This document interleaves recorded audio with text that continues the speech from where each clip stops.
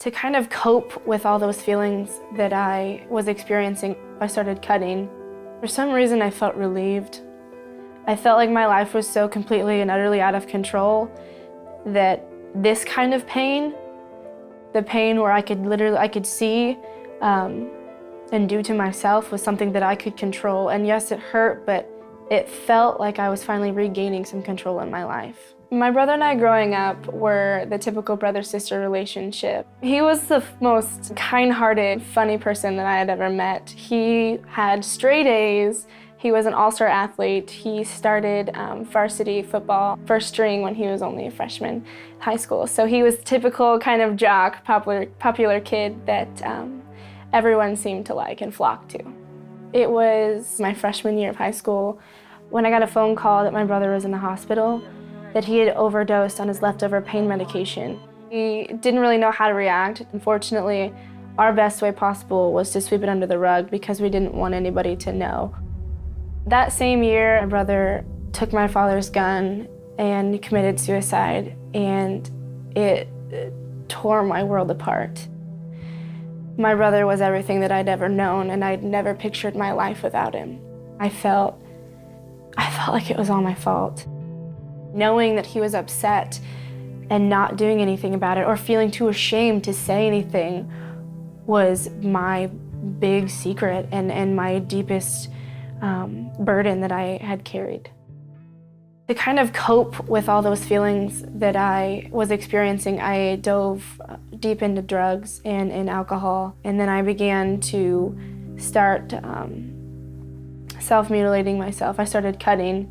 It wasn't long after I began cutting myself that I felt like it wasn't satisfying me anymore.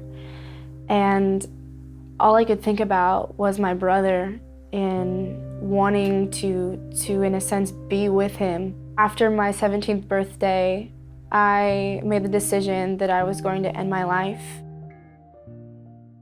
There was an assembly at my school called Emerge Experience. During the assembly, the man came out on stage and started talking about his life and the loss of his father and all the things that came with it, the feelings, the drugs, the alcohol, and it all sounded way too familiar. It felt as if he took a chapter out of my book and read it word for word. I honestly felt that this man might be the only person in the world that knew what I was going through. So I knew that I had to talk to him. I knew I had to at least thank him for coming to my school. He invited me to a Friday night event. I walk in and I notice that everyone's wearing matching t-shirts. And I think, what am I doing here? It was a Christian convention. I'd never really thought about God before other than being angry. If he was real, why didn't he help my brother?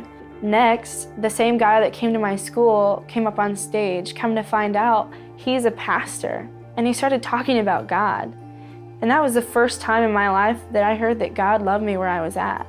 But hearing that God could love me through all my mistakes, that God could love me when I couldn't love myself, was huge. There was this change that I felt in my heart, getting to know this man named Jesus. I felt as if there might have been possibility for happiness. I wanted to know more about this person that could love me when I felt that I was this disgusting, this low scum of a human being. I stopped drinking, I stopped going to parties. I realized that I was so much better than what I was putting in my body or what I was doing to my body. And that if Jesus could love me, that I could begin to love myself. I found out about Jesus, his immense love for me, that I'm a daughter of a king.